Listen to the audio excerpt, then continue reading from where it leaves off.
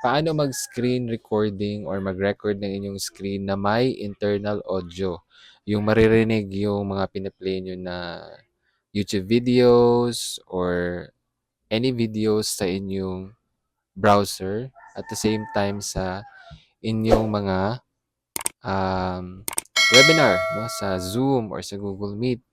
So kung gusto mong malaman, tara sa tutorial.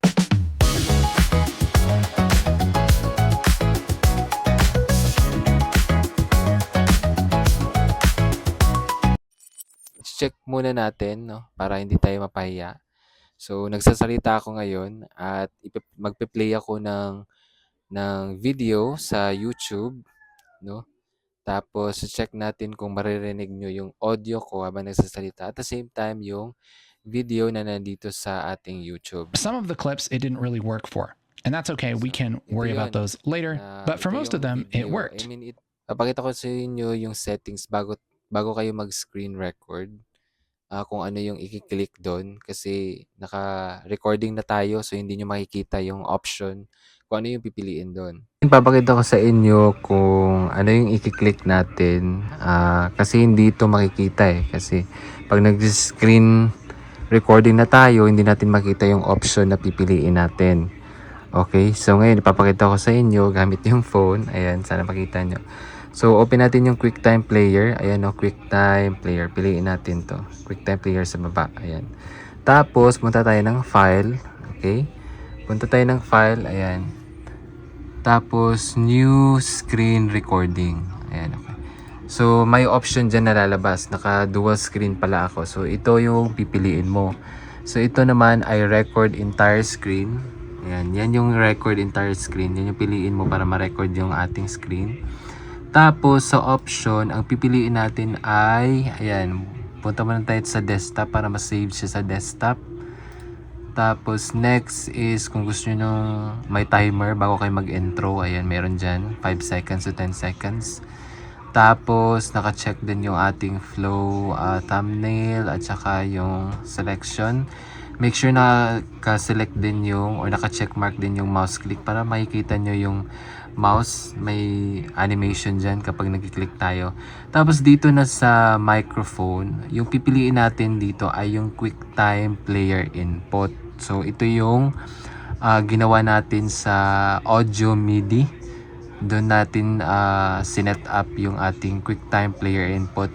Pag pinili natin to, meron din dyang VB cable kung gusto nyo lang yung internal na audio lang yung maririnig nyo, yung piniplay nyo ng mga videos sa browser, sa laptop nyo. So, ito yung VB cable.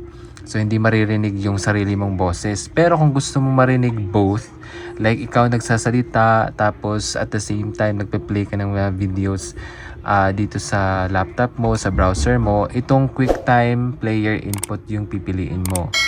And maririnig niyan yung ating pagsasalita at the same time yung mga videos na napiplay natin. So ngayon, papakita ko sa inyo yung setup or ano yung dapat muna i-download, no, bago tayo mag-setup. So yung i-download nyo ay VB cable. So search nyo lang VB cable. Lalabas itong VB audio. Ilalagay ko rin tong link sa description para ma-redirect na kayo dito. So, meron Windows and then available na Mac OS. Para sa Mac OS. So, I'm using MacBook Pro. So, pipiliin ko tong Mac na driver. Tawag dito VB Cable Virtual Audio Device. So, na-download ko na to and meron siyang dalawang pack na meron doon sa zip. Pag ikaw naman ay Windows, piliin mo tong Windows. So ngayon, papakita ko sa inyo yung Safari pala to. Sorry. Papakita ko sa inyo yung na-download na. So dito sa download, ayan, may VB. Ito yun. VB Cable Mac Driver Pack 108 zip. So pag i-double click mo yan, lalabas ditong folder. No need to install mga zip unzip na application kasi sa Mac naman automatic yan. at lumabas 'tong folder kung saan naglalaman ng dalawang pack, okey? Tapos meron ditong readme text. So, ayan. So, yung instructions dito is, may pack 108 and pack 107. So, yung pack 108 is working above kung yung version ng macOS niyo ay 10.12. So, itong macOS na I think 10.10 or something 10, mga ano 'to, Sierra, macOS or Mac Sierra, 'no? Sa'kin, I'm using Mac Tahoe, so yung latest version ng macOS ang ginagamit ko at nasa version 28 something siya or 26. So, times 2. So, sabi dito, could not work below macOS 10.12. So, if yung macOS nyo ay below 10.12, then yung i-install nyo ay itong Pack 107. And only works on macOS 10.10. Paano ba malaman kung anong version kayo sa inyong Mac? Punta kayo sa inyong system settings, sa gear icon or gear application sa baba. Ayan. Kung hindi nyo alam, just command search box and then type nyo settings. Ayan. System settings. Lalabas dyan. Tapos, open yung system settings dito kay sa general. Tapos, click nyo yung about. Malalaman nyo kung anong version yung macOS ninyo. Kung 10.2 ba or 26.2, nasa latest ba kayo? Dito nyo malaman sa about. Hindi ko na i-click yan. Baka makita yun sa akin. Mga serial number and all. So, yan. Tapos, malaman nyo na. Ngayon, makakapili na kayo ng anong pack yung i-install nyo. So, yung sa atin is version macOS 26 point something. So, ang i-install natin ay pack 108. Okay? Tapos, na-install ko na yung aking driver actually. But for tutorial purposes, i-click natin ito, pack 108. Makikita nyo tong installer. So, hindi nyo maklik dyan baba. Dito lang sa my box. Ayan, no? So, pag i-double click nyo yan, lalabas yung installer niya. Tapos, ito yung makikita nyo. May introduction, may license, destination select, and all and all. So, yan. Pag i-continue yung introduction, merong license dyan. So, i-agree nyo lang. Tapos, hanggang umabot kayo sa installation and summary, just click install. So, hindi na natin i-install yan kasi nakapag-install na ako. Tapos, once na ma-install nyo na, punta kayo sa audio MIDI setup. So, command or yung Windows key kung may keyboard kayo dyan or yung command na word sa inyong keyboard tapos space bar. Lalabas to. Ngayon, itatype nyo dyan, audio MIDI setup. So, iyo pa lang tinype ko, lumabas na agad. So, audio MIDI setup, i-open natin. So, dito, marami tayong gagawin. Di naman sa marami, konti lang. So, lalabas dyan, VB cable. Pag na-install nyo yung inyong VB cable. Okay? So, dito pa lang sa VB cable, pipiliin natin yung 2-channel 32-bit float 48 kHz. So, automatic nag-detect yung system ng 2-channel 32-bit 48 kHz. Kasi standard to eh. Standard itong 48 kHz. So, you can try 88, 96. Meron maraming option dyan. Depende sa inyong device. So, yung standard na audio input is yung 32-bit na 2-channel. Tapos, input din, same format. Dapat parehas yung format na pipiliin nyo. Input and output. So, once you're done, so, pag natapos nyo na, malagyan ng input-output dyan, ay gagawa kayo ng aggregate device. Okay? So, ito yung unahin nyo, aggregate device. Create aggregate device again and again. Kasi, pag namali nyo yung sequence nito, hindi hindi nyo makukuha yung timpla or yung output na gusto natin. So, una muna is create aggregate device. Okay? Tapos, ito na yung lalabas. QuickTime. Nirename ko na kasi. Pwede nyo yung ma-rename to. Right-click nyo lang. Tapos, lagayin nyo para hindi kayo malito. QuickTime player input. Okay? So, dito, makikita natin ang mga audio device. So, follow nyo rin yung sequence. Okay? So, meron tayong VB cable. So, hindi ito talaga yung saktong sequence pag open nyo. So, yung VB cable nasa last yan. Pero, in-arrange ko na. So, dapat i-follow nyo yung sequence na dapat. So, una dapat yung VB cable. Paano ba pumunta dyan sa una yung VB cable? By checking the box dito sa use na column, dyan nyo ma-change yung kanilang sequence.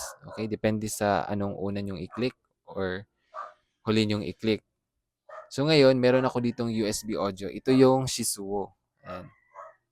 Ito yung Shisuo. So meron akong external na input na ginagamit para mas klaro yung ating boses, no? So pwede nyo rin gamitin yung MacBook Pro na microphone na installed na, or meron kayong sa webcam, depende na sa inyo kung meron pa kayong mga external na microphone na ginagamit. So i-click nyo yan after VB cable.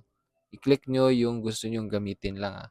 Katulad nito, ito yung gusto kong gamitin. So ito yung chinek ko. Ayan, tapos na yan. Next na gagawin nyo is dapat yung check mark, double check nyo, naka-check yung ating gagamitin na microphone, hindi yung VB cable. Okay? Next is yung ating create naman tayo ng multi-output device.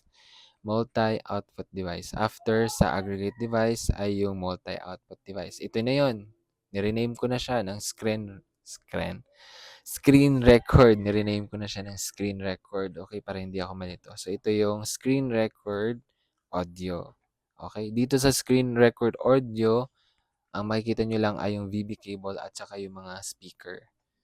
So, follow nyo din yung sequence na to. Huwag nyo iba-ibahin. Again, kung paano siya i-arrange, just check the box dito sa use na column. So, make sure na una yung Pro speakers, tapos sa baba si VB cable. This time, yung naka-check is ang ating VB cable. Hindi na yung MacBook Pro speakers. Okay? Ganyang setup ang i-follow nyo.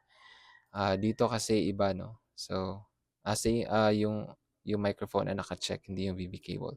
Dito naman yung naka-check is ang ating VB cable, hindi yung speaker. Okay, so yan yung setup dito sa audio MIDI setup. So yan, gagana na yan. Both yung inyong microphone at the same time yung speaker, internal audio. Kung saan kayo mag-play. So, yan. Tapos na. So, ito lang yung setup. Don't forget to restart your computer para mag-reflect lahat ng mga settings na ginawa natin. So, after nyo ma-set up yung aggregate at saka yung multi-output, i-close nyo, tapos i-restart nyo yung buong computer para mag-reflect yung mga changes. Kasi minsan, hindi siya nagre-reflect. Okay? So, once na ma-download, ilalagay ko yung link dito sa description. So, ngayon, ipi-play natin habang ako nagsasalita. Right here that it's synced up with that Nagsasalita clip. din yung ating Isn't that nice? Such a great feature. Ating binibili. Yan sa anime. Nalabas dito ay mga anime. So, no relevant. Okay, walang relevant. Anong nangyari sa ating? Okay, so ito, click natin. So, ito yung One and Sword. So, kahit anong audio, no?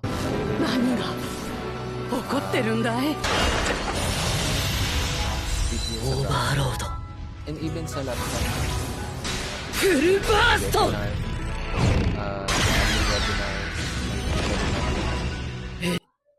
No? I mean, maririnig na natin din yung mga audio sa ating webinar. So, very helpful talaga siya. So, masasabi ko napakalaking tulong niya sa mga gustong gumawa ng mga tutorial videos gaya nito, kasi 'pag nagpe-play tayo, nagpe-present tayo ng